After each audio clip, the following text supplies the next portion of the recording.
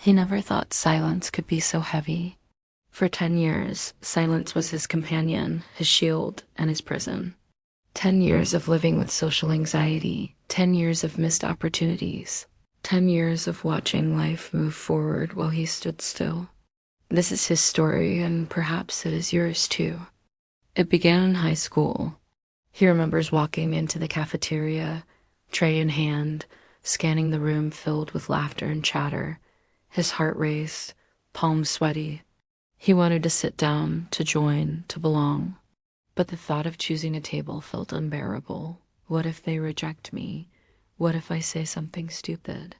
He turned away, pretending he wasn't hungry. That was the first of many escapes. At first, he thought it was just shyness. Everyone feels nervous sometimes, right? But his nerves weren't occasional, they were constant. Every invitation felt like a test. Every conversation felt like a performance. Every glance felt like judgment.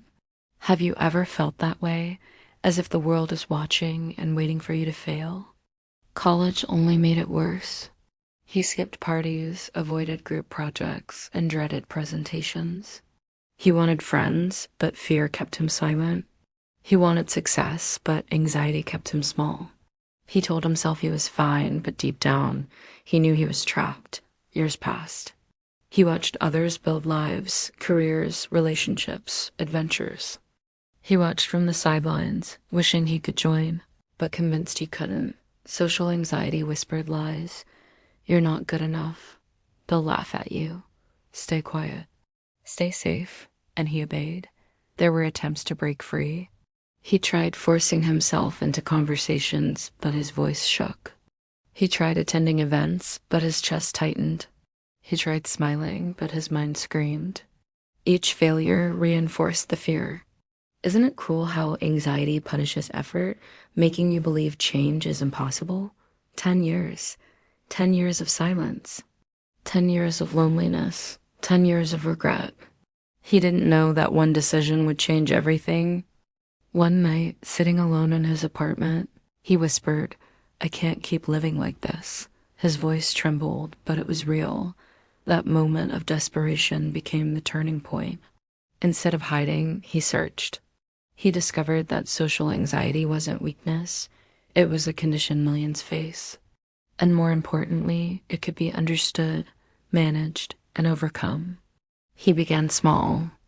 Breathing exercises before conversations. Writing down fears instead of letting them swirl endlessly. Practicing short interactions, even just saying thank you to a cashier. Each step felt terrifying, but each step was progress. Isn't it powerful how courage is built not in leaps, but in tiny steps? Slowly, the walls cracked. He attended a meeting and spoke one sentence. He joined a small group and listened without fleeing. He realized that people weren't judging him as harshly as he judged himself. The monster in his mind was louder than reality. The journey wasn't perfect. There were setbacks, nights of doubt, moments of retreat. But he kept moving. He learned that social anxiety thrives in silence, but weakens in action. He discovered tools, strategies, and guidance that helped him reclaim his voice. He found that naming his fears reduced their power. He found that practicing eye contact built confidence. He found that vulnerability created connection. He found that progress was possible. And here's the truth.